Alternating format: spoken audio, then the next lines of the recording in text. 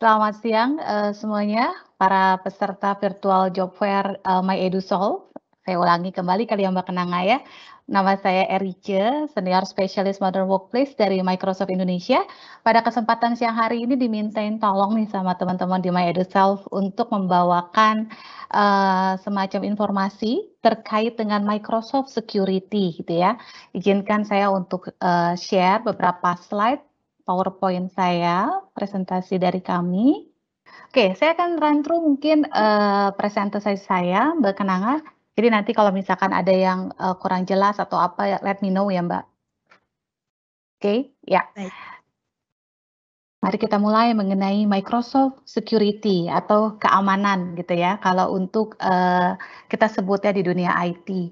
Sebenarnya dengan COVID-19, dengan era pandemi yang saat ini sudah berlangsung di dunia, nggak cuma di Indonesia gitu ya, ini worldwide problemnya. Jadi mau nggak mau brings unexpected IT challenge gitu. IT challenge-nya apa sih gara-gara ada COVID-19 di dunia ini, terutama di Indonesia? Bagaimana perusahaan-perusahaan itu harus mengaktifkan tenaga kerja jarak jauh. Karena yang tadinya karyawannya pada pergi datang ke kantor, kerja dari PC atau laptop yang ada di kantor, karena PPKM, semuanya tidak bisa berangkat ke kantor, bagaimana tuh IT itu bisa mengaktifkan karyawannya bisa kerja dari rumah atau dari manapun mereka berada. Tantangan ini nggak sepele gitu ya, apalagi bisa tampak sangat menakutkan ketika diluncurkannya selama krisis global. Karena ini udah kayak must to do, udah nggak ada bisa dinego-nego lagi. Nah, banyak organisasi di Indonesia itu perlu mentransmisikan tenaga kerja mereka ke pekerjaan jarak jauh dalam semalam gitu ya. Tiba-tiba PPKM level 4, tiba-tiba semua tidak boleh ke kantor, tapi pekerjaan harus terus berjalan. Nah, kita nih sekarang menghadapi beberapa tantangan secara bersamaan dengan karyawannya pada kerja nggak dari kantor. Bagaimana perusahaan itu harus memastikan orang-orangnya tetap bisa produktif walaupun bekerjanya dari jarak jauh. Termasuk memastikan mereka memiliki perangkat, mereka memiliki alat yang mendukung, yang tepat, yang mungkin perlu dikasih laptop baru, gadget baru gitu ya, dan bagaimana mengaktifkan mungkin penggunaan laptop pribadi yang karyawan itu sudah miliki. Nah, kita semua mengalami lonjakan serius dalam akses aplikasi jarak jauh ini, yang memberi banyak tekanan banget pada skalabilitas VPN. Jadi kebanyakan perusahaan gitu ya, untuk mereka yang pada kerja dari rumah, mereka untuk make sure mereka aman, mereka mesti aktifin VPN ke kantornya. Nah, karena tiba-tiba ada lonjakan yang kerja dari rumahnya banyak, sehingga memberikan tekanan tuh pada skalabilitas VPN untuk mereka bisa mengakses aplikasi kantor mereka. Nah, dan tentu saja karena ini banyak juga aktor-aktor jahat gitu ya yang ingin mengambil keuntungan dari krisis. Mereka melihat meningkatkan ancaman keamanan cyber yang coba mengeksploitasi, wah dengan banyaknya karyawan-karyawan pada kerja dari rumah, otomatis mungkin suatu perusahaan tuh mulai membuka akses yang mungkin menjadi suatu kebolongan yang si aktor jahat ini bisa mengambil keuntungan. Nah, itu makanya kenapa COVID-19 ini bring unexpected IT challenge. Sehingga kita menavigating a shifting world. Cara dunia kerja kita udah berubah gitu ya. Kita shifting nih cara kerja kita. Karena kita tuh berada di area yang tidak pasti. Kayak, ketidakpastian ekonomi yang bisa kita bilang belum pernah terjadi sebelumnya gitu ya. Semua jenis organisasi telah melihat kebutuhan untuk mempercepat transformasi digital, untuk memastikan produktivitas pekerja dan merespon ekspektasi pelanggan mereka yang berubah dengan cepat. Data dan informasi adalah sumber dari kehidupan transformasi, tetapi mereka juga semakin menarik keaktifan kejahatan di dunia maya. Aktivitas kejahatan dunia maya juga dengan banyaknya pada kerja virtual seperti ini jadi semakin tinggi. Pada saat yang sama, ancaman menjadi lebih canggih. Cyber security menjadi lebih canggih gitu ya. Laporan pertahanan digital Microsoft di tahun 2020 memperjelas bahwa aktor ancaman telah meningkat pesat dalam kecanggihan selama setahun terakhir, menggunakan teknik yang membuat mereka lebih sulit untuk dikenali. Nah, ditambah lagi, ini lagi job fair nih ya, mungkin teman-teman banyak yang fresh graduate gitu ya, atau mungkin masih kuliah gitu ya. Kita nih kekurangan talenta security global. Kita tuh kekurangan, ahli-ahli security di IT gitu ya, karena ini menjadi tantangan bagi sebagian besar tim keamanan. Dan bagi banyak tim, hal ini diperparah oleh kebutuhan untuk menyeimbangkan kembali biaya yang harus muncul. Jadi kalau kita kerja di suatu perusahaan gitu ya, kebanyakan ada division IT gitu ya. Saat ini division IT ini juga mencari banyak sekali teman-teman yang mempunyai background security. Sehingga bahkan banyak sekali BUMN, perusahaan besar, perusahaan konglomerat tidak memungkinkan juga untuk mereka mempunyai divisi seperti IT tapi hanya khusus untuk security. Karena untuk mengamankan lingkungan mereka, organisasi ini harus mengembangkan kemampuan digital baru dan mereka harus bisa memecah silo data across multiple cloud, portofolio aplikasi yang luas dan setiap jenis perangkat. Pendekatan keamanan tradisional yang saat ini mereka sudah invest, mereka sudah gunakan, kadang mengecewakan pada saat jumlah populasi karyawan yang kerjanya virtual lebih banyak daripada mereka yang datang ke kantor. Di atas semua ini, biaya dan jumlah pelanggaran juga meningkat setiap tahun. Pelanggaran apa? Karena ketika pemerintah mencoba untuk mengikuti aturan-peraturan terus berubah, peraturan terutama dari segi compliance. Nah, lebih dari 1.000 badan pengatur di seluruh dunia merilis rata-rata 217 pembaharuan seharinya. Menjaga itu nggak mudah, keeping up isn't easy. Karena we cannot compliant without first being secure, everything start with security. Jadi kalau misalkan di Indonesia sendiri banyak sekali peraturan-peraturan compliance-compliance setiap perusahaan harus atur gitu ya. Seperti misalkan kalau di dunia perbankan, di dunia FSI, kita punya lembaga OJK yang mengatur banyak sekali peraturan-peraturan bagaimana supaya organisasi-organisasi di bidang finance itu tetap comply terhadap peraturan-peraturan dari OJK. Itu hanyalah salah satu contoh gitu ya, teman-teman OJK. Tapi kalau kita lihat dari lembaga dunia, kita ada peraturan dari GDPR. Jadi banyak sekali perusahaan-perusahaan itu harus comply. Nah, dikhawatirkan dengan mereka di saat pandemi kerja dari rumah, banyak sekali compliance-compliance itu yang jadinya dilanggar gitu. Itu kurang lebih ya, sehingga makanya regulatory landscape becoming more complex. Jadi akan keluar peraturan-peraturan baru yang untuk menjagai bahwa walaupun karyawannya pada kerja online, mereka tetap harus comply. Nah, dari sini kemudian kita akan memasuki dan bagaimana kita bisa secure your organization with zero trust. Kenapa sih namanya zero trust?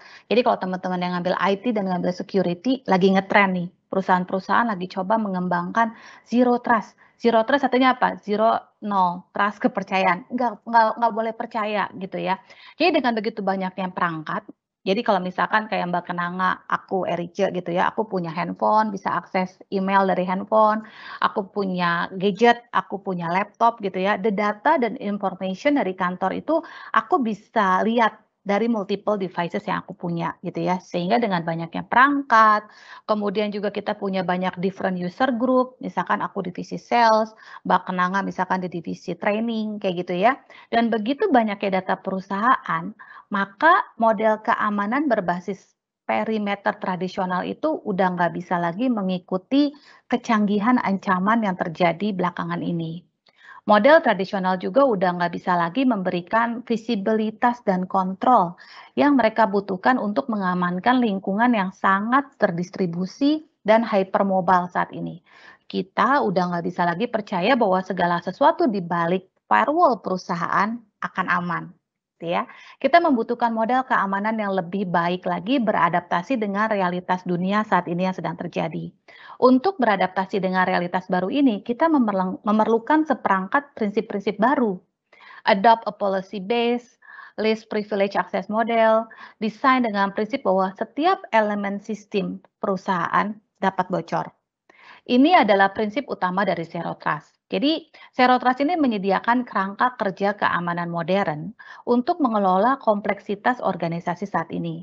Pendekatan holistik terhadap Zero Trust harus diperluas ke seluruh digital estate. Kita sebutnya itu aset-asetnya perusahaan itu dalam bentuk digital estate. Ini berfungsi sebagai filosofi keamanan yang terintegrasi dan strateginya harus menyeluruh. Kita dapat melakukannya dengan menerapkan kontrol dan teknologi Zero Trust di 6 elemen dasar. Yang pertama adalah identitas. Nah, identitas itu mewakili orang atau layanan atau perangkat IoT gitu ya, menentukan bidang kendali Zero Trust. Ketika sebuah identitas, misalkan aku nih, erice.ong@microsoft.com, mencoba mengakses sumber dayanya saya pengen mencoba mengakses sistem aplikasi di kantor untuk saya apply cuti, gitu ya, misalkan ya, atau saya mau mengakses, sistem di, aplikasi Microsoft untuk saya bisa mengambil, PowerPoint slide. Nah, maka si company itu, dalam hal ini Microsoft, perlu memverifikasi identitas saya dengan otentikasi yang kuat, memastikan aksesnya Erice sesuai, dan identitas itu mengikuti prinsip-prinsip akses yang udah di-setting sama si Microsoft, ya. Jadi identitas tuh semua karyawan yang pada akses dari laptopnya baik dari rumah, dari coffee shop gitu ya, make sure pada saat dia login, itu tuh kredensialnya benar, itu adalah dia. Nah, kemudian kedua dari segi perangkat. Setelah identitasnya nih sayanya masuk gitu ya, login ke dalam sistemnya Microsoft, akan dicek adalah perangkatnya, laptopnya ataupun mungkin gadget yang saya gunakan untuk saya login. Setelah identitasnya diberikan, maka data dapat mengalir ke berbagai perangkat yang ada, dari perangkat ponsel cerdas, BYOD, ke perangkat yang mungkin, perangkatnya mungkin saya lagi pinjam laptopnya suami saya gitu, karena tiba-tiba, device saya lagi pada lowbat, sedangkan saya ada penting banget mesti mengakses suatu data di, kantor dan saya menggunakan laptop suami saya misalkan. Nah, keragaman ini menciptakan area permukaan serangan yang sangat besar, yang kita mengharuskan untuk monitor dan enforce device-nya itu healthy dan compliance for secure access. Itu dari segi perangkat ya yang akan digunakan untuk karyawan tuh mengakses data, ke perusahaan. Nah, setelah identitasnya verify, perangkatnya juga ternyata dinyatakan healthy dan comply. Next-nya adalah data. Pada akhirnya, tim keamanan berfokus pada pelindungan data. Karena jika memungkinkan, data itu harus tetap aman, meskipun data itu meninggalkan perangkat aplikasi infrastruktur jaringan yang sudah dikontrol oleh sebuah perusahaan. Data harus diklasifikasikan, harus dikasih label, dienkripsi, dan aksesnya dibatasi berdasarkan atribut tersebut. Kemudian setelah data, kemudian biasanya juga kita masuk ke aplikasi suatu organisasi. Nah, aplikasi atau API, menyediakan interface by which data is consumed. Jadi, aplikasinya itu bisa jadi legacy, aplikasi yang masih on premise gitu ya, mungkin masih banyak organisasi yang punya aplikasi-aplikasinya itu masih berbasis server ditaruh di bawah, masih on premise. Atau aplikasi yang udah live and shift to cloud, workload, udah ada di atas, udah ada di cloud, atau mungkin modern software as a service application seperti Office 365. Nah, kontrol dan teknologi itu harus diterapkan untuk discover shadow IT. Jadi seringkali gini nih, kalau perusahaannya besar, organisasinya besar, seringkali mereka tuh kesulitan untuk memanage kalau misalkan ada divisi lain di luar IT, tahu-tahu ngedownload aja tuh aplikasi-aplikasi yang memudahkan pekerjaan mereka. Misalkan kalau misalkan ada suatu organisasi bilang, kita belum pakai aplikasi yang berbasis cloud ya. Oh, tapi ternyata misalkan divisi tertentu menemukan ada aplikasi di App Store atau di Play Store yang memudahkan mereka bekerja, mereka download. Dan tanpa mereka sadari pada saat mereka download, mereka tuh memasukkan informasi-informasi perusahaan.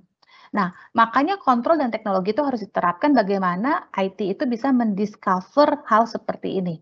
Memastikan izin bahwa aplikasi yang boleh di-download oleh karyawan di organisasi tersebut sesuai. Get aksesnya juga based on real-time analytics, monitor for abnormal behavior, control user action, dan bahkan validate secure configuration option. Oke, setelah aplikasi apalagi nih? Infrastrukturnya. Infrastrukturnya itu baik server masih on-premise, baik itu VM berbasis cloud, baik itu container atau microservices, itu sebenarnya mewakili critical threat factor. Kita mesti menilai konfigurasinya, aksesnya untuk memperkuat pertahanan, untuk menjaga gitu ya, menggunakan telemetri untuk mendeteksi serangan dan anomali. Dan secara otomatis sistem juga bisa memblokir dan menandai perilaku yang beresiko, serta mengambil tindakan untuk melindunginya akan seperti apa. Itu dari segi infrastruktur. Kemudian dari segi network atau jaringan. Karena semua data pada akhirnya diakses melalui infrastruktur network jaringan. Kontrol jaringan dapat memberikan kontrol dalam pipa yang penting untuk meningkatkan visibilitas dan membantu mencegah penyerang, attacker gitu ya, hacker gitu, menyerang bergerak secara lateral melintasi jaringan suatu organisasi. Jaringan harus tersegmentasi, termasuk segmentasi mikro dalam jaringan yang lebih dalam gitu ya, dan perlindungan ancaman itu enkripsi ujung ke ujung, dilakukan terus pemantauan dan analitik. Karena we believe organization itu need to embrace zero trust, nggak bisa percaya gitu ya. Microsoft build it into the heart of our product and services. Bagaimana our integrated solution to offer built-in zero trust control, sehingga suatu organisasi itu dapat implement your security model at scale across the entire digital state. Jadi bisa bertahap nih yang tadi saya jelaskan, identity, device, data, apps, infrastructure, network, nggak serta-merta semuanya dalam satu waktu di-deploy dan digunakan gitu ya. Kita pun juga berskalabilitas sehingga kalian bisa scale, nggak harus semuanya langsung di saat bersamaan. Nah, now let's explore how Microsoft Security Technology can help your organization. Tapi ini tadi saya harapkan dengan prinsip Zero Trust ini teman-teman bisa dapat bayangan gitu ya, kenapa suatu organisasi itu harus menekankan prinsip Zero Trust. When we go into the Microsoft Security, sebenarnya ngapain Microsoft itu? Mungkin banyak teman-teman taunya, itu Kak, Microsoft itu kan lebih ke arah itu ya, Microsoft Word, Microsoft Excel, PowerPoint, itu cuma Microsoft Office. Karena sebenarnya Microsoft, we are doing more than that, we have Microsoft Security. Microsoft Security itu ngapain? We are protect everything. Jadi kita tuh melindungi seluruh organisasi dengan solusi keamanan, compliance, kepatuhan, dan identitas terintegrasi yang dibuat untuk bekerja di seluruh platform, baik platformnya maupun on-premise maupun yang sudah cloud. Microsoft mengamankan perangkat, identitas, aplikasi, cloud, struktur dasar kehidupan dibangunnya suatu di pelanggan kami dengan skala penuh, mulai dari solusi multi cloud, multi platform yang sangat komprehensif. Nah, kemudian kedua, selain kita protect everything, kita juga simplify the complex. Kita menyederhanakan yang kompleks. Lihat gambaran keseluruhan. Prioritaskan risiko yang tepat. Tadi yang saya udah jelaskan sebelumnya ya, ada identity, ada network, ada aplikasi, ada device. Mana dulu nih gitu ya kalau emang semuanya mau dijagain. Kita prioritaskan risiko yang tepat untuk organisasi tersebut apa, dan kita bantu memulihkan seluruh rantai serangan dengan perangkat yang terintegrasi penuh, dan kita ada panduan strategis yang dibuat untuk memaksimalkan keahlian, skill, your team di dalam perusahaan Anda. Kemudian kita juga catch what other miss. Kita juga bisa nangkap apa yang orang lain bisa lewatkan gitu ya. Kita pakai AI, kita pakai otomatisasi, kita juga punya keahlian terdepan yang bisa membantu suatu organisasi mendeteksi ancaman dengan cepat, merespon secara efektif, memperkuat postur keamanan organisasi perusahaan tersebut. Karena kita tidak dapat menghentikan apa yang tidak dapat kita lihat, bukan? Yang kelihatan kita bisa tangkep gitu ya. Nah, tapi kita memiliki pendekatan luar dalam dan dalam luar yang unik sehingga membantu customer bisa melihatnya dengan skalanya lebih bisa kita faster. Kemudian yang terakhir sebenarnya adalah dengan Microsoft Security, kembangkan masa depan Anda. Kenapa? Karena kalau misalkan suatu pemimpin perusahaan yang lebih memfokuskan waktu dan pikirannya untuk bagaimana mengamankan perusahaannya, maka susah untuk mengembangkan, membuat, dan berinovasi bisnis mereka yang udah berjalan gitu ya. Jadi kita harapkan dengan security-nya kita yang take care, kita yang handle, so let the businessman mengembangkan dan inovasi bisnis mereka gitu. Karena kami percaya bahwa keamanan itu harus memungkinkan customer kami untuk melangkah lebih jauh dan secara lebih cepat. Dan saat kami berinovasi, produk di semua pasar dan ruang teknologi tempat Microsoft menjadi bagiannya, kami diposisikan sebenarnya secara unik untuk beberapa customer kami untuk memenuhi kebutuhan keamanan organisasi tersebut tidak hanya saat ini, tetapi juga untuk masa depan. Karena kami tahu betapa pentingnya misi ini dan Microsoft akan menjadi rekan customer-customer kami dalam perjalanan bagaimana untuk membuat security mereka in the right track ya. Nah, kemudian itu kurang lebih Microsoft main di security. Nah, kemudian dari segi Microsoft end-to-end security, emang Microsoft sejak kapan gitu ya main security gitu ya? Karena kita percaya bahwa that is no longer acceptable to deliver anything less than comprehensive security against digital threats. Jadi kalau teman-teman juga udah ngelihat tuh film-film FBI, film-film dari luar negeri gitu ya, bagaimana sekarang tuh udah ada cyber security police. Polisi aja ada cyber security-nya gitu, berapa banyak ancaman-ancaman kriminal gitu, semua juga berbasisnya tuh dari cyber security. Karena threats itu can come from anywhere, hanya dibutuhkan satu mata rantai yang lemah untuk bisa mendatangkan malapetaka. Dengan Microsoft Security, sebenarnya organisasi ini dapat mengelola landscape ancaman mereka dari ujung ke ujung. Memberikan pelanggan kita tuh portfolio solusi keamanan, compliance, dan manajemen identitas yang paling terintegrasi dan komprehensif. By bringing the capabilities of these solution together, kita jahit jadi satu, we can natively integrate individual layers of protection to improve end user experience. Kita bisa decrease SecOps inefficiencies, dan juga kita bisa reduce the risk of costly data breach and compliance violations. Nah, ini kurang lebih Microsoft end-to-end security yang kita punyai, dan ditambah lagi kalau teman-teman aware gitu ya, Gartner, jadi kebanyakan kalau customer-customer kita nih ya pasti pengen tahu, oh solusi kamu itu di Gartner tuh posisinya apa? Leader atau bukan? Atau masih challenger?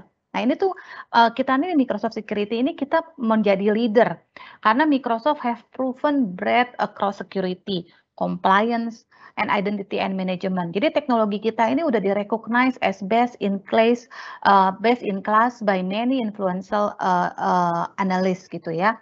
Jadi tahun ini kita Gartner itu Microsoft leader di 5 Magic Quadrant, di Access Management, di Cloud Access Security Broker, di Enterprise Information Archiving, di Endpoint Platform Protection, dan di Unified Endpoint Management Tools. Jadi solusi-solusi security-nya Microsoft ini dalam bahasanya di market gitu ya. Jadi kalau misalkan suatu organisasi, hey saya lagi mencari solusi security untuk access management nih, terus mereka mereview, Microsoft bagus nggak ya? Nah kita bisa bilang, Pak, kita di Gartner tuh kita leader loh untuk akses manajemennya.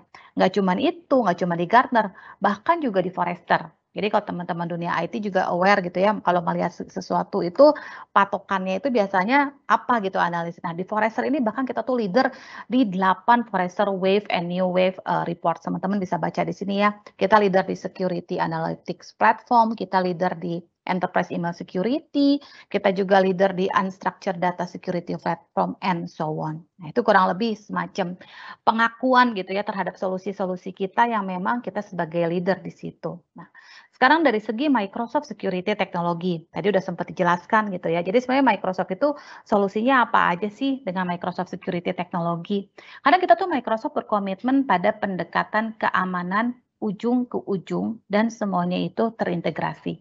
Untuk Microsoft ini muncul di 4 bidang teknologi yang luas. Yang pertama, manajemen identitas dan akses. Sebagian besar pelanggaran dimulai dengan kata sandi yang bocor, password yang disusupi. Ini adalah satu-satunya kadang tautan terlemah di sebagian besar strategi keamanan. Kami mulai dengan identitas yang kuat. Jadi bagaimana nih kalau passwordnya bocor gitu ya, dan manajemen akses untuk melindungi sumber daya suatu organisasi. Kemudian yang kedua, perlindungan ancaman. Perlindungan ancaman itu lebih ke arah pelanggan kami secara konsisten mengungkapkan keprihatinan mendalam mereka tentang tingginya volume data dan peringatan serta meningkatnya kecanggihan dan dampak serangan.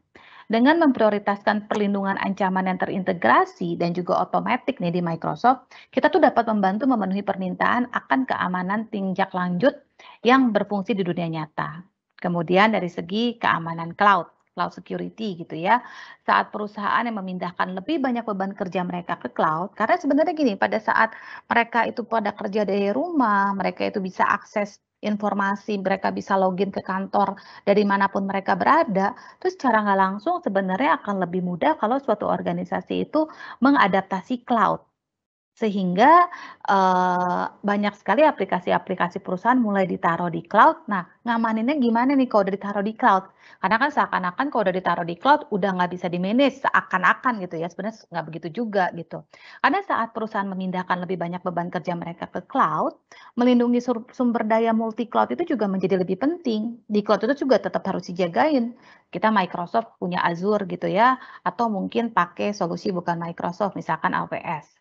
dari mungkin aplikasi nggak cuma Office 365, mungkin ada yang pakai Slack atau mungkin sampai ke Salesforce. Nah, kita telah membangun keamanan cloud yang komprehensif untuk membantu melindungi setiap lapisan sumber daya suatu organisasi, mau apapun aplikasi cloud-nya, mau cloud apapun yang mereka gunakan, gitu ya, dari segi cloud security. Nah, kemudian dari segi information protection and governance atau kita sering sebutnya perlindungan dan tata kelola informasi. Nah, customer kami juga memberitahu kami tentang kesulitan yang mereka hadapi untuk melindungi dan mengatur informasi mereka secara holistik dan konsisten. 64% organisasi itu melaporkan bahwa karyawan tuh secara eksternal ya mereka gampang banget ngebagiin PII data. Dan beberapa data bisnis sensitif lainnya tuh kadang sering bocor karena nggak ada enkripsi. Nah, sedangkan kita ini telah menjadikan pelindungan informasi sebagai prioritas untuk melindungi data sensitif pelanggan dimanapun karyawan itu tinggal dan berpergian, sehingga sebenarnya sebagai company juga merasa aman gitu, datanya aman, terjaga. Dari segi manajemen resiko, risk management, bagaimana sih itu dijagainnya? Karena selain ancaman eksternal, resiko itu juga bisa terjadi dari dalam organisasi loh sebenarnya. Nah, kita Microsoft telah membangun solusi untuk bagaimana membantu mencegah, menyelidiki, bahkan bisa memulihkan aktivitas jahat yang tidak disengaja dalam suatu organisasi. Kemudian yang terakhir ini adalah compliance management atau kita sering sebutnya manajemen kepatuhan gitu ya. Menavigasi landscape kepatuhan yang terus berkembang. Jadi bagaimana setiap organisasi itu memperbaharui terus manajemen kepatuhannya gitu ya. Seringkali ini tuh menjadi hal yang menakutkan dan memakan waktu. Nah, kita tuh di sini Microsoft bisa membantu menyederhanakan kepatuhan dan mengurangi resiko dengan menerjemahkan persyaratan peraturan yang kompleks ke dalam tindakan yang direkomendasikan secara lebih spesifik. Nah, itu kurang lebih Microsoft Security teknologi yang saat ini kita sendiri Microsoft pakai, bahkan beberapa perusahaan enterprise besar di Indonesia sudah mulai adopsi solusi Microsoft Security. Kita going through ya, one by one ya, mengenai identity dan access management tadi. Kenapa sih identity dan access management itu penting? Apalagi kalau misalkan banyak perusahaan itu sudah mengizinkan karyawannya untuk kerja dari manapun mereka berada. Dia bisa akses kalau seperti di gambar ya, dia lagi ngopi, terus dia lagi buka gadgetnya, dia bisa aja buka email dari situ. Dia bisa aja lagi emang buka aplikasi kantor, dia lagi pelajari aplikasi kantor dari gadgetnya. Karena identitas itu dasar dari keamanan. Perusahaan itu harus melindungi identitas karyawannya karena dengan demikian mereka bisa melindungi data dan sumber daya resource suatu organisasi. Nah, di Microsoft identitas itu kita sebutnya namanya dengan Azure Active Directory. Mungkin kalau teman-teman IT udah lama atau teman-teman di sini yang emang dulu kuliahnya IT gitu ya, udah aware dengan namanya Active Directory. Nah, sekarang kita punya Active Directory-nya on the cloud atau kita sebutnya dengan Azure Active Directory. Azure Active Directory Microsoft ini menawarkan platform manajemen akses dan identitas yang komprehensif di cloud. Karena dengan semakin pentingnya mobilitas dan transisi suatu organisasi ke cloud, kita tuh Microsoft telah membangun solusi identitas yang membantu menjaga karyawan dan mungkin pengguna eksternal, vendor kalian mungkin ya, atau guest buat organisasi kalian, bagaimana caranya mereka tetap produktif dan aman, sekaligus membantu organisasi Anda dengan compliance, kepatuhan, dan perlindungan terhadap ancaman. Nah, dengan Azure AD, maka suatu organisasi dapat satu gitu ya, mengelola semua identitas karyawan atau guest atau tamu gitu ya, dan akses ke semua aplikasi yang dimiliki yang saat ini di lokasi terpusat untuk meningkatkan visibilitas dan kontrol. Jadi bisa kelihatan siapa akses apa, siapa aja yang udah akses untuk aplikasi tertentu itu semua termonitor dengan baik. Nah, kedua, bisa memberikan seamless user experience untuk membuat pengguna tetap produktif, mengurangi waktu mengelola password. Siapa di sini yang masukin password salah? Aduh, password aplikasi A apa ya? Ternyata diisinya password aplikasi B, tahu-tahu salah. Tiba-tiba mesti masuk lagi aplikasi C, masukin lagi another password. Siapa yang akhirnya karena udah mabuk sendiri gitu ya, harus menghafal password dan seringkali passwordnya salah, sehingga user experience-nya itu nggak seamless. Nah, Azure Active Directory bisa memberikan solusinya untuk ini. Kemudian Azure Active Directory juga bisa melindungi akses ke sumber daya dan data dengan autentikasi yang kuat dan kebijakan akses berbasis risiko. Kemudian yang terakhir adalah dengan kita bisa mengontrol akses ke aplikasi dan data untuk semua pengguna dan admin secara efisien dengan tata kelola identitas otomatis. Nah, itu kurang lebih Identity dan Access Management dari Microsoft, di mana kami menggunakan Azure Active Directory. Kemudian, sedangkan dengan Azure Active Directory itu bagaimana dengan kita bisa mengunified identity management.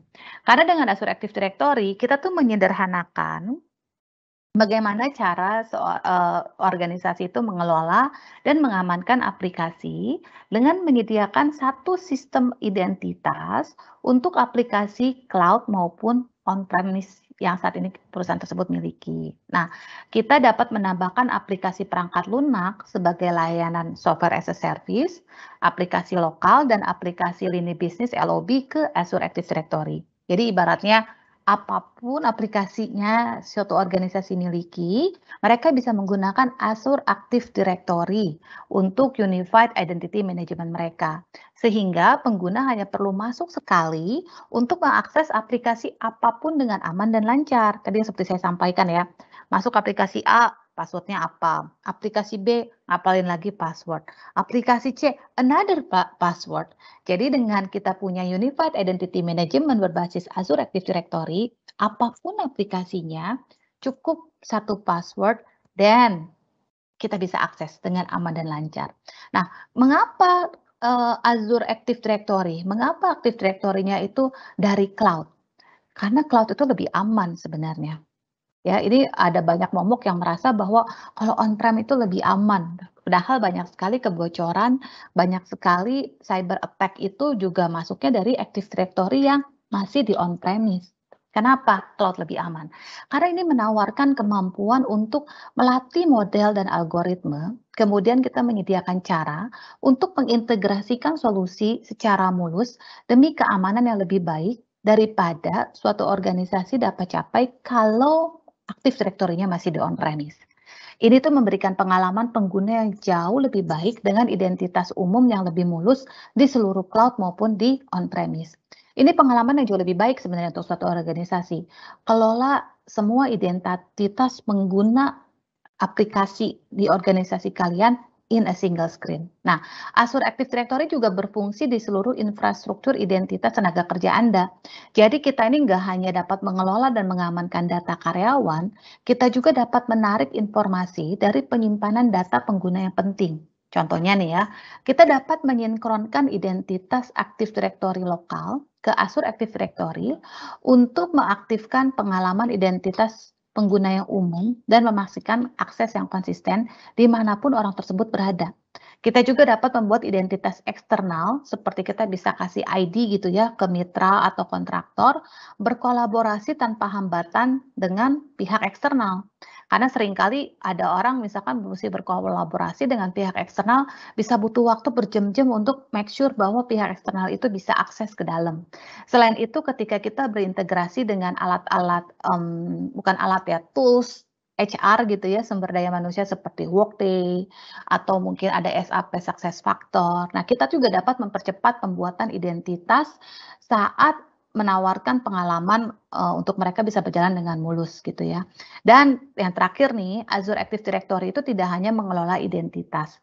Dengan menggabungkan endpoint Anda, saya sebut endpoint itu seperti laptop, perangkat seluler berbasis itu Windows, iOS, dan Linux ke infrastruktur akses Anda melalui Azure Active Directory, maka suatu organisasi itu dapat memanfaatkan kita sebutnya Microsoft Endpoint Manager untuk mengelola bersama beban kerja perangkat di seluruh config manager dan kita punya solusi yang namanya Intune.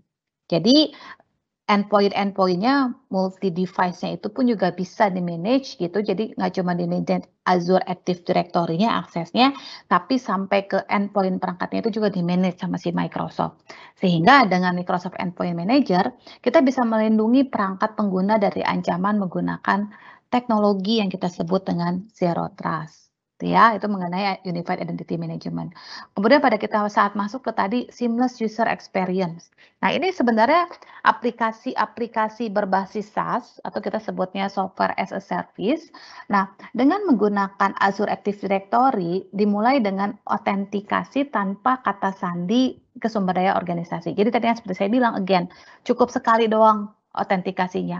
Kita nggak perlu ngingetin kata sandi satu persatu, ya, jadi kita punya beberapa solusinya. Oh, kalau nggak ngapalin kata sandi, kalau gitu kita loginnya pakai apa dong? How to make sure bahwa RIC yang login ini memang RIC-nya dari Microsoft, yang memang punya kredensial untuk mengakses semua aplikasi-aplikasi yang ada di sini gitu ya.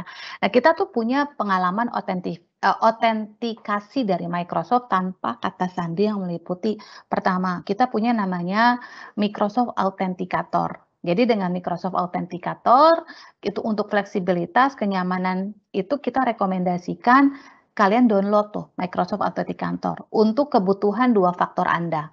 Jadi biasanya Microsoft Authenticator itu mendukung biometrik juga seperti pakai sidik jari atau pakai Face ID gitu ya, atau atau kirimin OTP. Nah, jadi unduh Microsoft Authenticator tanpa biaya ya dari Play Store, Apple maupun dari Android, digunakan gratis untuk solusi multi-factor authentication dengan Azure AD. Atau kita juga bisa menggunakan Windows Hello gitu ya, menggunakan wajah atau sidik jari untuk masuk secara otomatis. Setelah masuk ke komputer mereka, pengguna dapat dengan lancar mengakses aplikasi yang terhubung ke Azure Active Directory tanpa kata sandi lagi. Jadi orang-orang sebutnya passwordless gitu ya. Buat orang yang pelupa password kayak saya, ini tuh kayak, aduh akhirnya saya nggak usah ngapalin password gitu ya.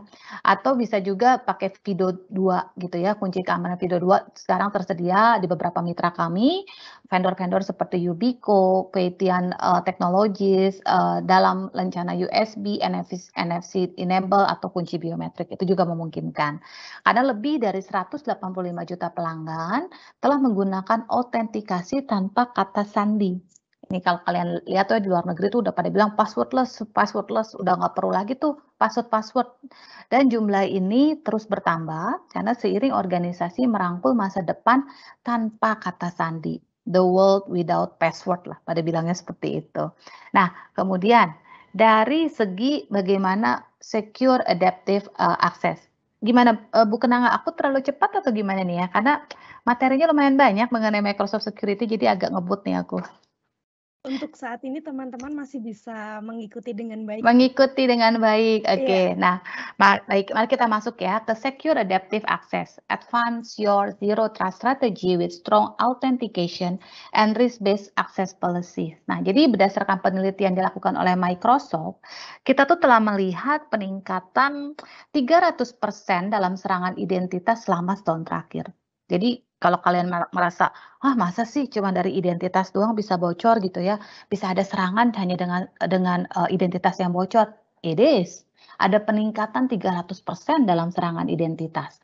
Menjadikannya lebih penting dari sebelumnya untuk membangun praktik keamanan berbasis identitas berdasarkan autentikasi yang kuat dan kebijakan akses adaptif yang cerdas. Nah, kata sandi atau password adalah tautan terlemah dalam suatu rantai keamanan tanpa diverifikasi tambahan. Jadi kita mesti challenge gitu, nggak cuma ngasih password, harus ada verifikasi lagi gitu ya.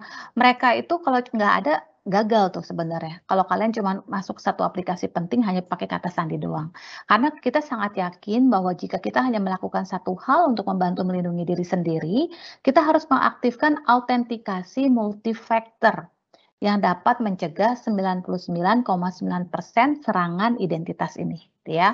Nah, untuk meminimalkan gesekan pengguna, dalam artian, aduh ribet amat sih, mau login biasanya cuma pakai password aja udah bisa langsung login gitu ya, apalagi kalau kerjanya buru-buru gitu, ada pekerjaan penting yang mereka harus akses tiba-tiba mesti ada multi-factor authentication lagi, aduh ini buang waktu banget gitu ya, sehingga ada gesekan tuh banyakan pengguna dalam hari ini karyawan akan komplain ke orang IT, ribet banget ya sekarang gitu ya. Bagaimana memastikan adopsi multi-factor authentication itu lancar gitu. Sehingga biasanya pada saat deployment kita akan bilang suatu organisasi MFA-nya itu jika diperlukan melalui kebijakan akses yang adaptif. Jadi mungkin kita bangun Microsoft Conditional Access memenuhi kebutuhan ini, kontrolnya yang kuat. Jadi kalau memang saya biasanya memang loginnya pakai password doang tanpa ada multi-factor authentication, tapi saya memang biasa pakai WiFi-nya kantor, WiFi-nya rumah, yang mungkin memang udah diakuin sehingga saya nggak harus tuh two-way authentication gitu. Tapi tiba-tiba saya nyalahinnya itu connect-nya pakai WiFi dari Starbucks. Nah, biasanya itu akan di-challenge tuh, ini Erice bukan yang login, gitu ya. Nah, itu yang kita sebutnya Microsoft Conditional Access. Karena kontrolnya itu memungkinkan kita menentukan kondisi spesifik tentang cara pengguna mengautentikasi dan mendapatkan akses ke aplikasi dan data. Nah, kita dapat menyesuaikan dan mengelola kebijakan otomatis ini dan menerima pelaporan tentang kebijakan yang kita terapkan pada setiap proses masuk. Sehingga intinya Microsoft Conditional Access memungkinkan kita menerapkan prinsip inti Zero Trust. Prinsip intinya Zero Trust apa? Jangan pernah percaya, selalu verifikasi. Gitu ya, walaupun login atas nama Kenanga. Ini Kenanga yang biasa login nggak ya? Gitu ya. Si Kenanga biasanya loginnya dari Wi-Fi-nya Wi-Fi apa gitu. Biasanya si Kenanga aksesnya dari IP sekian. Tiba-tiba kok si Kenanga loginnya ternyata dia lagi pinjem PC-nya di bandara gitu loh. Kenanga kan lihatnya di bandara-bandara suka ada PC, tiba-tiba dia login, akses kantor. Tapi ini benar si Kenanga nggak ya? Kalau emang ternyata itu bukan Kenanga, aktor jahat otomatis diblok, nggak bisa. Tapi gimana kalau ternyata itu memang si Kenanga gitu ya, bukan Kenanga, ya emang lagi buru-buru, laptopnya lagi lowbat dan dia perlu kerja gitu. Apakah iya dengan begitu Bu Kenanga jadi nggak bisa kerja? Nah, ya udah dikasih kerja, cuman Bu Kenanga kita mesti kasih conditional access. Mesti ada two-way factor authentication yang untuk kasih tahu sistem, yes, this is the correct Kenanga yang akses. Gitu ya. Nah, sementara Microsoft Conditional Access ini melindungi sumber daya dari permintaan yang mencurigakan, si Azure Active Directory Identity Protection ini melangkah lebih jauh dengan menyediakan deteksi resiko berkelanjutan dan perbaikan akun pengguna yang mencurigakan. Nah, perlindungan identitas memberi Anda informasi tentang pengguna yang mencurigakan dan perilaku masuk di lingkungan environment suatu organisasi 24/7. Tiba-tiba Kenanga login jam 1 pagi misalkan dari Jakarta Selatan. Jam 2 pagi tiba-tiba jam 1 siang Kenanga join misalkan dari Jakarta Selatan. Tiba-tiba jam 2 siang cuman beda sejam ada login atas nama Kenanga tapi kok loginnya dari Rusia ya gitu. Atau misalkan wah tiba-tiba dengan nama Kenanga tapi kok loginnya dalam 1 jam doang kok loginnya bisa tiba-tiba dari Amerika Serikat ya. Gitu. Itu kan sesuatu yang mencurigakan gitu kan. Nah, itu perlindungan identitas itulah yang kita jaga gitu. Karena respon otomatis perlindungan identitas secara proaktif, kita tuh mencegah penyalahgunaan identitas, kebocoran identitas. Karena kita telah mengasah mesin perlindungan identitas kami melalui pembelajaran mesin yang menyerap lebih dari 71 terabyte signal keamanan terkait identitas. Jadi kita tuh Microsoft juga punya ribuan engineer yang untuk terus mempelajari dan terus mengembangkan how to secure suatu organisasi dari identity ini. So far dapat gambaran ya kenapa kita mesti jagain gitu ya dari segi identitas. Nah, bagaimana kita jagain dari segi endpoint? Tadi again endpoint yang tadi saya bilang ya, endpoint itu PC, laptop, gadget, mobile phone yang kalian gunakan gitu ya. Karena sebenarnya si endpoint ini juga dapat dengan mudah menjadi tautan terlemah loh dalam strategi keamanan suatu organisasi jika mereka diizinkan mengakses tanpa diperlengkapi gitu. Untuk mengurangi resiko endpoint yang bisa disusupi oleh aktor jahat, dalam hal ini hacker gitu ya, akses hanya boleh diberikan saat kesehatan dan compliance-nya si endpoint itu terverifikasi. Ya, jadi misalkan dan kebijakan keamanan dapat diterapkan. Nah, di kita tuh di Microsoft tuh kita ada sebut solusi namanya Microsoft Defender for Endpoint. Jadi ini tuh kebijakan akses bersyarat yang dapat disesuaikan untuk mengontrol bagaimana dan kapan suatu perangkat atau endpoint itu diizinkan mengakses lalu menerapkan kontrol sebelum aksesnya diberikan. Nah, misalnya nih, kita dapat memastikan bahwa jika ada malware, jadi ada perangkat, sorry aku pakai example Mbak Kenanga terus nih ya, ini karena cuma ada aku sama Mbak Kenanga di dalam layar gitu ya. Nah, jadi atau bagaimana dapat memastikan kalau Mbak Kenanga akses ke kantor pakai laptopnya itu bersih, nggak ada malware. Gitu. Jadi kalau ternyata kedeteksi ada malware-nya, then perangkatnya Mbak Kenanga tuh nggak diizinkan akses ke corporate sampai masalahnya diperbaiki. Atau menetapkan kebijakan di mana login dari perangkat yang tidak dikelola oleh perusahaan hanya menerima aksesnya terbatas. Tadi contohnya ya, misalkan laptop aku korup, laptop aku rusak, sedangkan aku ada kerjaan penting dan aku harus login dan aku pinjem laptopnya suami aku misalnya. Nah, bagaimana caranya aku tetap bisa login pakai laptop suami aku, cuman dibatasin gitu. Jadi misalkan aku mesti buka suatu dokumen, then that's it, I just only can see the document without I can download it. Jadi karena aku loginnya pakai laptop suami, aku nggak bisa download, tapi aku bisa lihat. Artinya aku tetap bisa kerja gitu ya. Nah, Microsoft Defender for Endpoint bagian dari tadi saya sebut di depan, kita punya namanya Microsoft Endpoint Manager.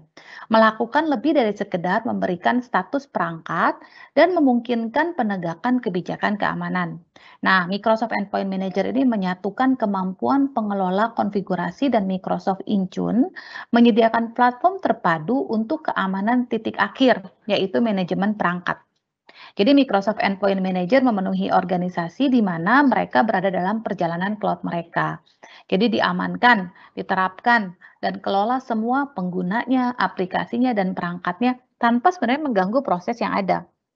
Jadi sebenarnya kalau dulu kan saya mesti ke kantor nih, semua kerjaan ada di PC, ada di laptop kantor gitu ya, sehingga sayanya yang harus bergerak, menuju ke kantor. Nah sekarang kan dibalik nih, apalagi era pandemi gitu ya, new normal sekarang kan, perangkatnya itu yang kita bawa, kitanya terserah ada di mana aja, kitanya nggak harus di kantor.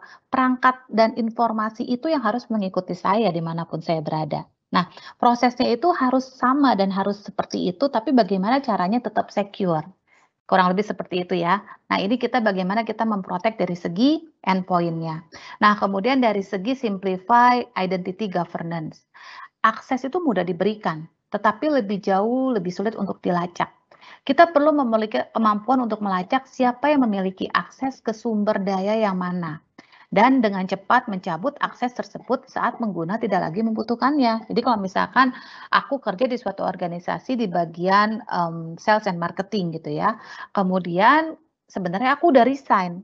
Harusnya dengan aku resign, otomatis Azure Active Directory aku di-delete sama si organisasi tersebut. Nah, kalau nggak di-manage dengan baik, seringkali banyak organisasi kagak ke-delete gitu ya, atau karena turnover rate karyawannya tinggi, atau karyawannya udah belasan ribu, puluhan ribu, sehingga tidak ter-manage, bisa jadi masih ada sumber daya manusia yang masih bisa mengakses ke resource yang harusnya data perusahaan yang sangat sensitif.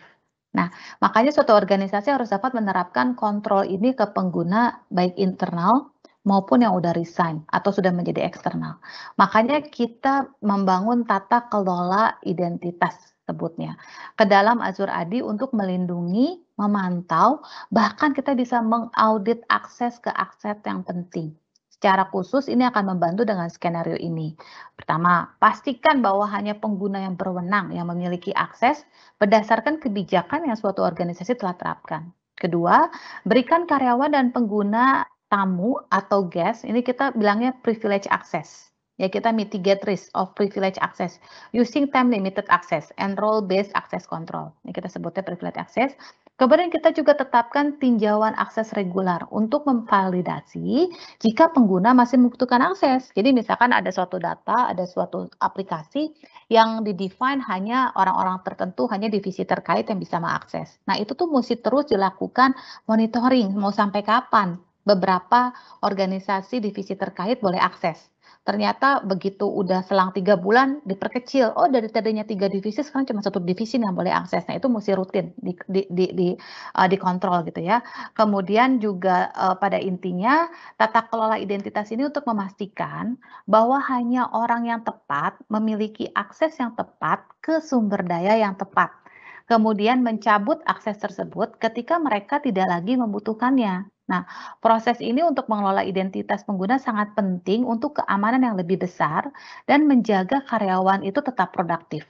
Kita dapat mengotomatiskan siklus hidup identitas berdasarkan peristiwa HR dan menulis kembali data pengguna yang relevan ke penyimpanan data HR tersebut.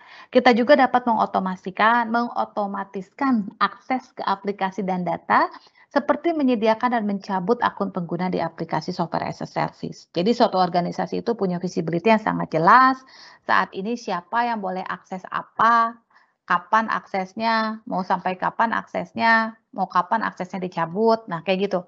Itu harus ada namanya governance-nya. Itu kurang lebih ya tentang identity. Yang next-nya saya akan masuk ke threat protection. Ancaman threat protection.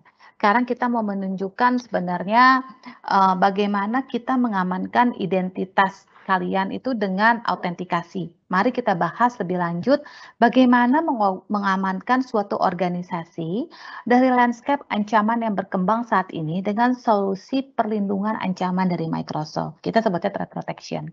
Nah, dalam organisasi yang kompleks saat ini, solusi perlindungan ancaman terdepan dari Microsoft membantu organisasi itu bertahan di seluruh vektor serangan modern. Serangannya juga ada serangan modern nih.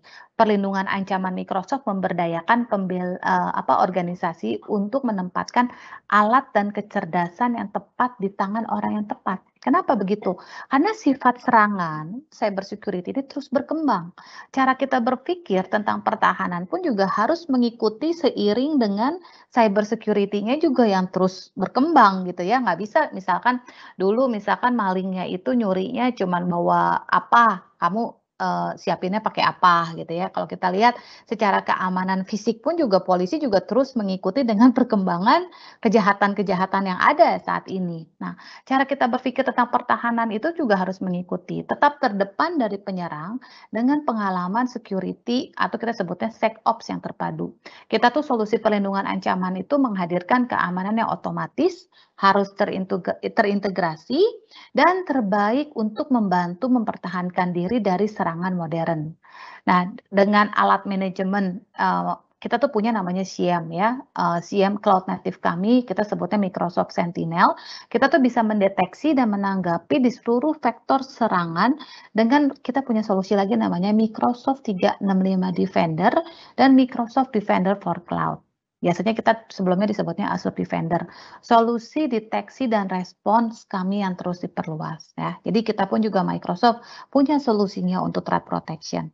Selain threat protection, kita juga bisa untuk cloud security. Security-nya on the cloud. Karena infrastruktur, data, dan aplikasi yang dibuat dan dijalankan di cloud adalah fondasi dasar untuk bisnis modern saat ini. Karena penggunaan layanan cloud yang terus berkembang, otomatis risiko dan ancaman dunia maya pun berkembang seiring dengan meningkatnya permintaan banyak user untuk berbasis cloud. Nah, Microsoft tuh berada dalam posisi unik sebagai penyedia solusi cloud dan vendor keamanan.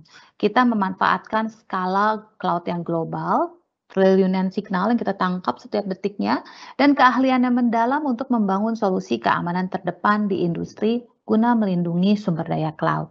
Kemudian Microsoft juga telah mengembangkan solusi yang melindungi seluruh lingkungan cloud, di antaranya seluruh layanan IaaS, Identity as a Service, PaaS, Platform as a Service, dan SaaS, Software as a Service. Terlepas dari penyedia cloud atau aplikasi cloud mana yang digunakan, mau pakai Azure dari Microsoft atau mungkin menggunakan AWS hingga Google Cloud. Tadi again ya, aplikasi nggak cuma Office 365, mungkin menggunakan Slack hingga ke Salesforce, hingga aplikasi lini bisnis Anda. Mungkin mereka memang bikin bisnis mereka aplikasinya berbasis cloud, yang hanya mereka sendiri yang bangun. Nah, kita Microsoft telah membangun keamanan yang komprehensif untuk melindungi lingkungan multi-cloud suatu organisasi. Kita pun juga telah mengambil pendekatan 3 kali lipat loh untuk keamanan cloud. Jadi pertama, kita tuh punya manajemen postur keamanan cloud dan kemampuan perlindungan beban kerja cloud memberikan pendekatan untuk mewujudkan visibilitas suatu organisasi yang terintegrasi. Baik itu di Azure maupun bukan di Azure gitu ya, solusi ini akan membantu company memastikan mereka memiliki lingkungan cloud yang aman. Kemudian kita juga memiliki CASB, Cloud Access Security Broker, menyediakan pendekatan terpusat untuk mengontrol dan melindungi aliran dan akses data penting di seluruh aplikasi cloud di organisasi. Kita melakukan ini untuk Microsoft, untuk third party juga nggak cuma Microsoft, untuk aplikasi khusus yang kita sangat tahu itu sangat penting untuk berjalannya bisnis di suatu organisasi.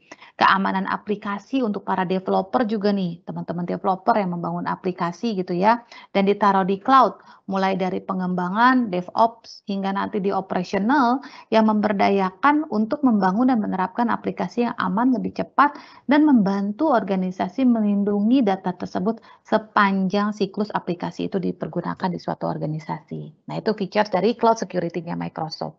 Lalu bagaimana terhadap kontrol akses terhadap aplikasi-aplikasi yang kritikal? Ya, kalau kalian lihat di sini aplikasi-aplikasinya ada kurang lebih 17.000 support apps yang kita bisa jaga dan juga ada kurang lebih 3 cloud platform gitu ya. Karena Microsoft Defender for Cloud Apps, ini cloud apps kita sebutnya ini cloud apps ya yang banyak ini gitu ya.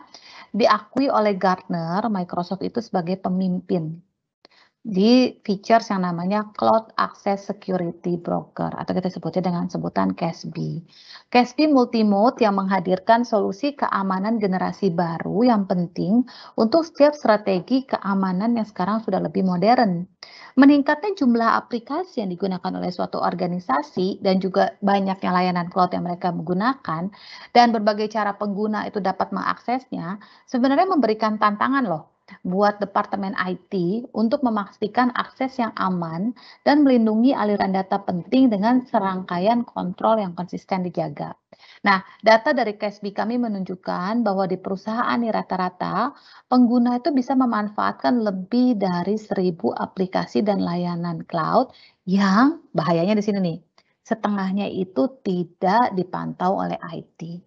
Aplikasi ini tidak terkelola, yang membuat organisasi terpapar pada risiko keamanan dan compliance. Nah, broker keamanan, kita sebutnya broker keamanan, tapi kita orang IT biasa sebutnya CASB, memberi Anda visibilitas yang kaya ke IT. Bayangan bagaimana Anda dapat menemukan dan mengontrol aplikasi-aplikasi cloud apa aja sih yang mungkin karyawan itu udah download dalam satu organisasi. Memungkinkan divisi IT untuk mengidentifikasi dan memulihkan. Jadi bisa ditanya ke usernya, user A, kamu ada download aplikasi ini nih, kamu bisa lihat tuh security-nya gimana. Kalau memang security aplikasinya itu rendah, dan dia akan bilang, kita perusahaan divisi IT udah menerapkan pakai aplikasinya yang ini ya, bukan yang itu ya, gitu. Jadi ketahuan, karena kalau nggak ketahuan, kalau nggak ada CASB-nya, ya udah tuh bocor. Karyawan bisa aja download aplikasi-aplikasi SaaS yang sesuka mereka gunakan gitu kan. Nah, jadi mengidentifikasi dan, ini bisa memulihkan serangan cloud native. CASB kita ini bisa memberi kemampuan untuk menerapkan perlindungan terhadap ancaman dan anomali cyber.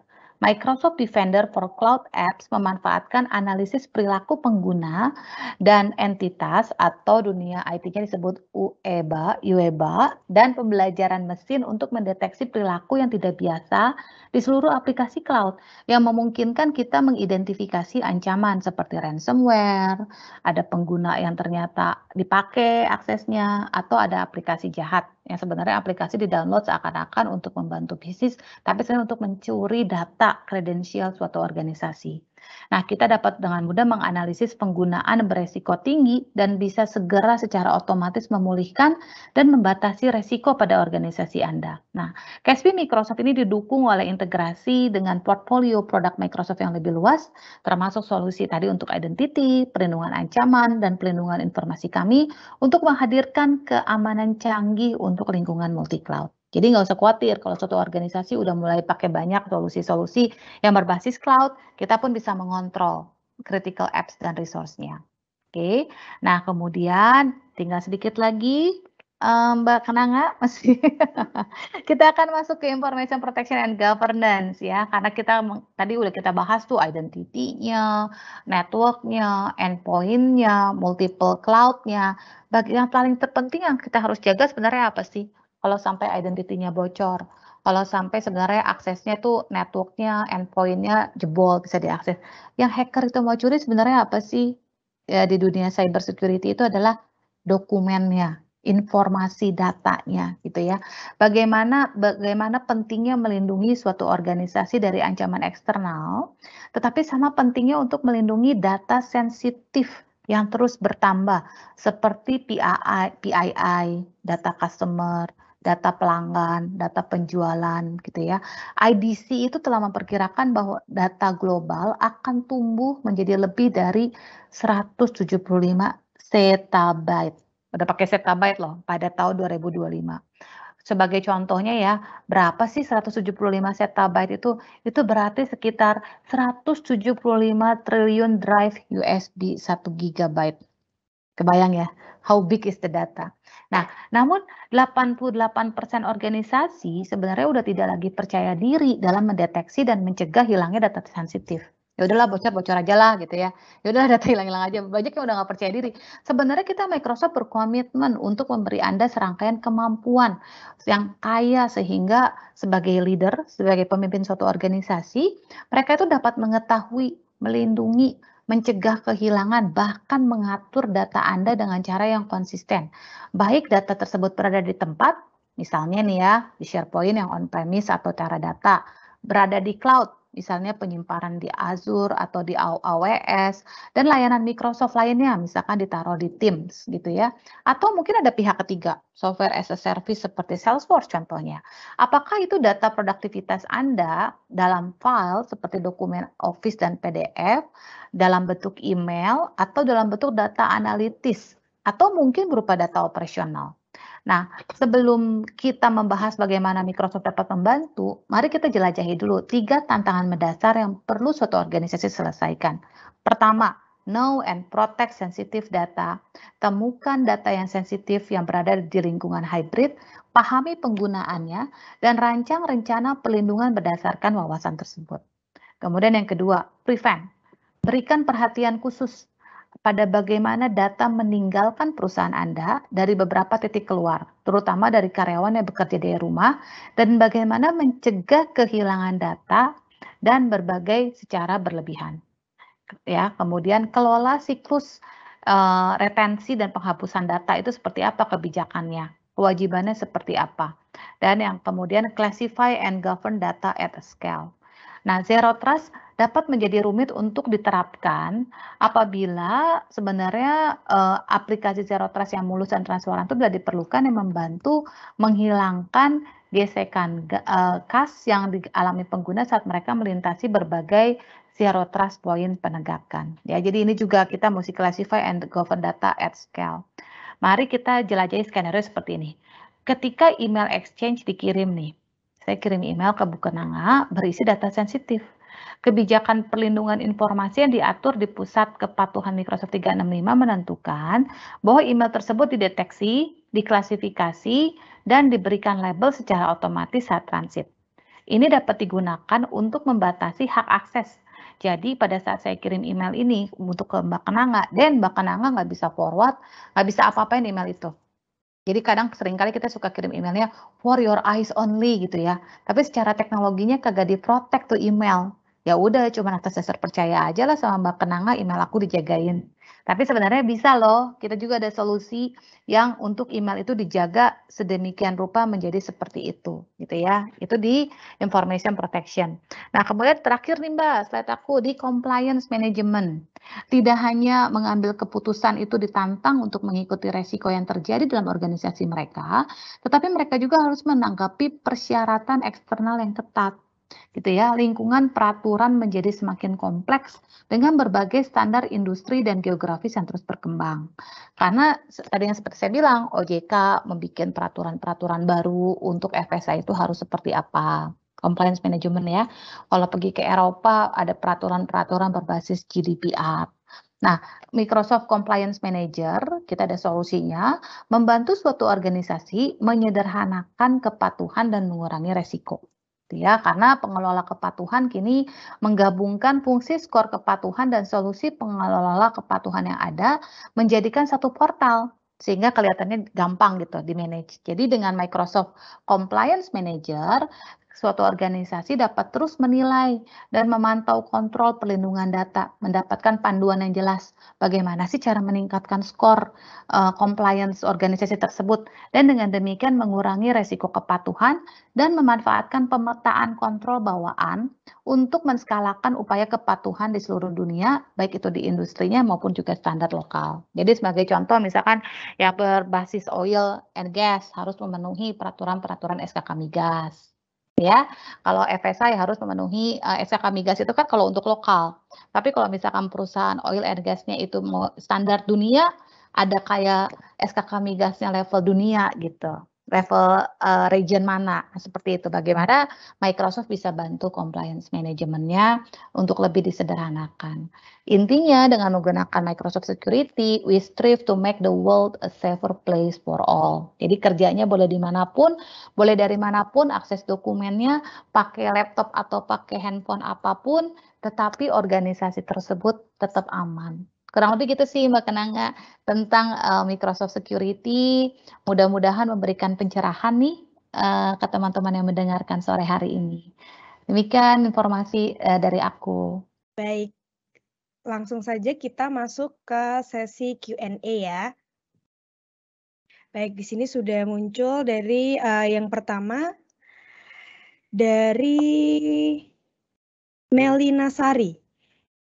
Resiko-resiko apa saja yang perlu dipertimbangkan jika tidak menerapkan cyber security terutama bagi individu?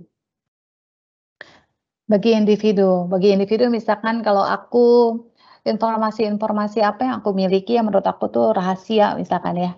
Biasanya aku taruh password-password untuk aplikasi-aplikasi personal aku. Misalkan password-nya ke Agoda kalau mau beli booking hotel online gitu ya. Atau ada password Instagram mungkin, password-nya Facebook. Supaya kalau kita sendiri secara pribadi itu tidak menjaga dengan baik, kan mungkin teman-teman juga banyak berita gitu ya, "Wah ada yang curi itu di Facebook itu bukan saya loh yang login. Wah ada yang tiba-tiba WhatsApp pakai nomor saya, menghubungi kerabat saya minta ditransfer Kenapa? uang." Nah, kayak begitu. Jadi, itu sebagai salah satu contoh sebenarnya kalau secara pribadi sendiri juga kita tidak menjaga dengan baik, resiko-resiko itu bisa terjadi. Makanya kadang sosial media kita juga menyarankan kan ya, ganti tuh password-nya setiap 3 bulan sekali, ya. Atau apa yang terjadi kalau misalkan ternyata udah bocor, ada yang sudah menggunakan identitas kita, pasti yang dilakukan adalah ganti password-nya. Ya, jadi sama, tapi tadi yang saya presentasikan kan lebih ke bahayanya suatu organisasi. Tapi kalau secara pribadi juga udah mulai ngetren tuh. Banyak teman-teman saya yang tiba-tiba kalau ada yang WA, itu bukan saya ya, tapi pakai foto saya, tapi pakai nomor handphone, ya seperti itu. Jadi kesadaran untuk kita udah mulai main di dunia maya gitu ya, cyber threat itu nggak cuman mengincar organisasi, kadang mengincar kita juga as an individual. Semoga menjawab. Semoga menjawab ya tadi pertanyaan dari Melina Sari, betul sekali bahwa keamanan itu benar-benar sekarang tuh lagi digencarkan karena banyak banget kasus yang mengatasnamakan kita, kayak ada beberapa mungkin aplikasi yang kita share informasi KTP itu juga perlu hati-hati sama semua Betul, gitu. betul. Takutnya nanti dibuat jadi pinjaman online. Itu kan yang lagi Itu juga ya yang lagi hot dan sangat berbahaya gitu kan. Iya, Sementara betul. kayaknya kita nggak pernah minjem deh gitu, tapi somehow bocor pakai nick-nya kita. Ya Iya, itu. betul. Itu yang lagi jadi hot topic nih dari teman-teman semua tuh pinjaman online. Oke, kemudian dari Praditya Gumilang, cyber security di luar Indonesia sudah menjadi topik yang marak dibicarakan ya Bu. Sedangkan di Indonesia ini masih termasuk jarang. Kasus-kasus cyber security apa yang banyak ditemukan di Indonesia? Tantangan apa yang dihadapi dalam memberikan informasi terkait cyber security ini kepada masyarakat? Sebenarnya cyber security di Indonesia pun juga belakangan ini juga udah mulai meningkat loh. Maksudnya kesadaran awareness gitu ya. Jadi kalau untuk organisasi-organisasi besar, konglomerat company, BUMN, udah mulai ada divisi-divisi khusus yang untuk mengamankan dari segi security. Ada jabatan yang namanya itu udah CISO. Chief Information and Security Officer gitu ya. Jadi udah ada jabatan-jabatan juga, udah ada role-role di suatu organisasi itu yang sudah mulai mencari karyawan-karyawan yang khusus untuk menjaga security. Jadi sebenarnya di Indonesia pun juga udah nggak berarti, apa ya, nggak secepat di luar kan, karena tren kita pun juga sudah mulai catch up ke sana, sudah mulai mengikuti gitu ya, udah mulai banyak lowongan-lowongan pekerjaan kalau misalkan teman-teman lihat, itu udah berbasis mencari orang yang bisa security. Problemnya apa ya, tadi yang seperti saya sampaikan itu sebenarnya adalah problem-problem common gitu ya, yang email-nya bocor, tiba-tiba hacker masuk, lewat, phishing email, lewat seperti itu. Itu yang tadi saya udah sampaikan kebocoran-kebocoran itu real dan nyata adanya di Indonesia juga, nggak cuma di luar negeri. Iya betul, setuju juga. Saya juga sempat mendapatkan informasi nih dari teman-teman yang udah mulai Mhm, kantor itu untuk, ketika menggunakan laptop kantor itu suruh berhati-hati, apalagi dalam menggunakan mmm, WiFi publik seperti itu. Jadi mhm hal-hal yang mhm. sepele itu benar-benar, dari kantor itu diwanti-wanti Diwanti-wanti, ya nah, misalkan kamu ke satu gedung, misalkan kita sebut aja mhm, misalkan gedungnya kita sebut Merdeka 1 gitu ya, tiba-tiba kamu, "Aduh ini ada WiFi nggak ya?" Kamu connect tuh ke WiFi, terus ada tulisan Merdeka 1. Tiba-tiba kamu langsung percaya kan, seakan-akan itu memang WiFi-nya si gedung Merdeka 1. mmm, How do we know when we connect to that Merdeka 1?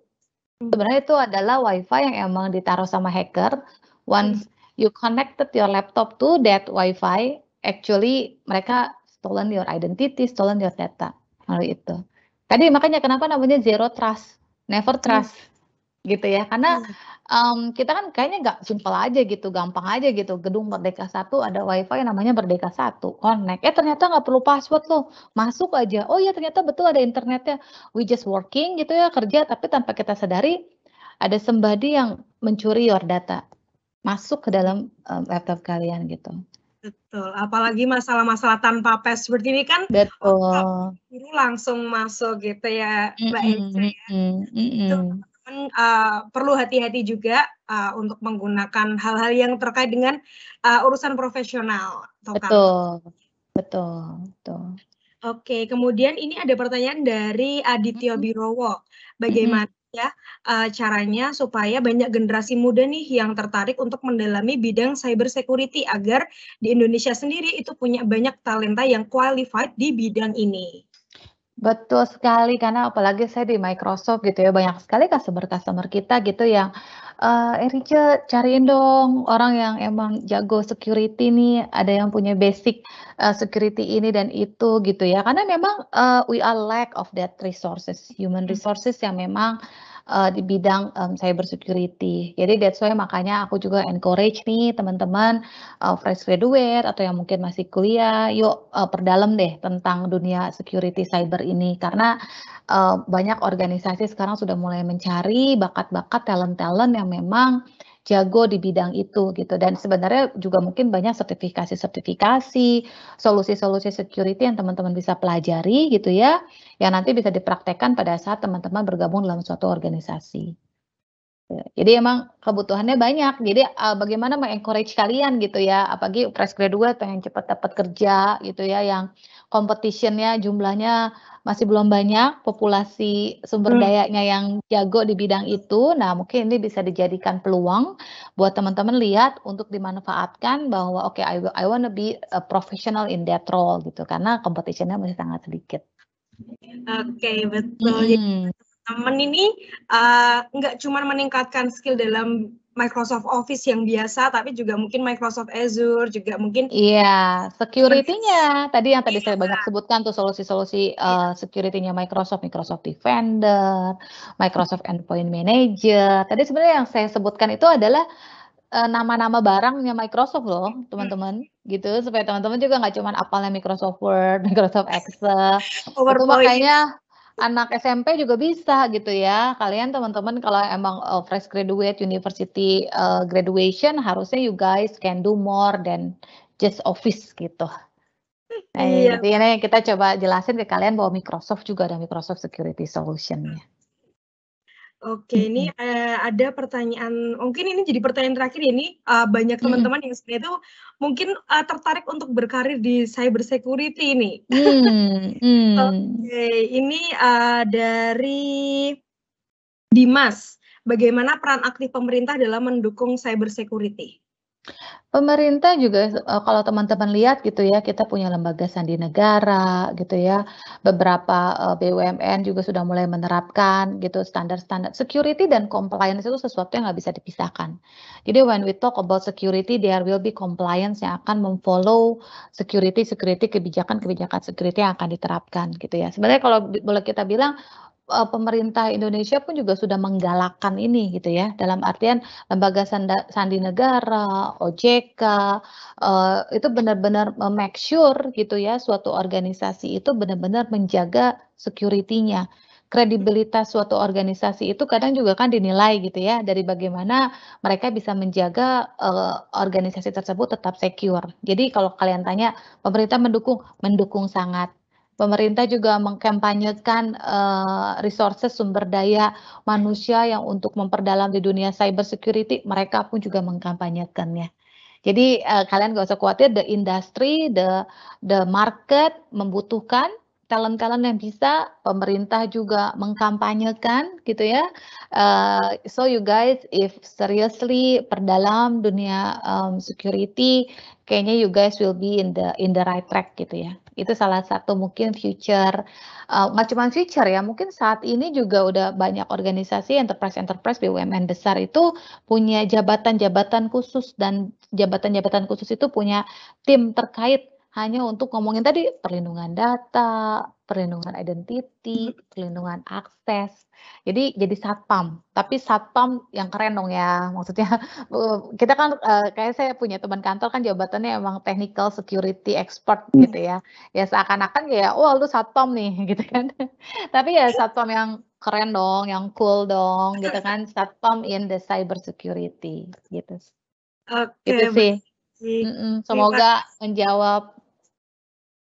Oke, terima kasih Mbak Erica. Ya, bagi teman-teman yang mungkin masih fresh graduate nih, karena banyak dari peserta kita itu yang fresh graduate baru Mmm, lulus dan mmm, mungkin baru baru dengar sekali ini nih soal cyber cyber security. security.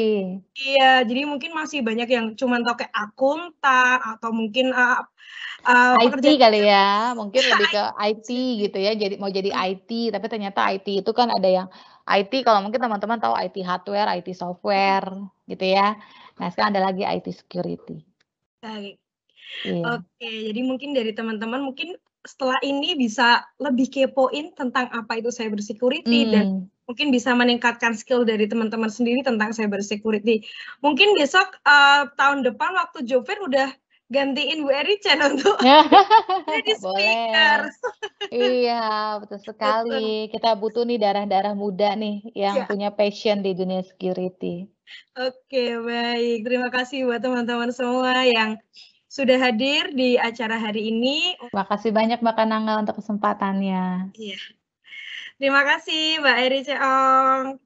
Sampai jumpa di lain waktu dan terima kasih juga buat teman-teman yang sampai saat ini sudah setia menemani kita untuk ngobrol-ngobrol bareng sore ini.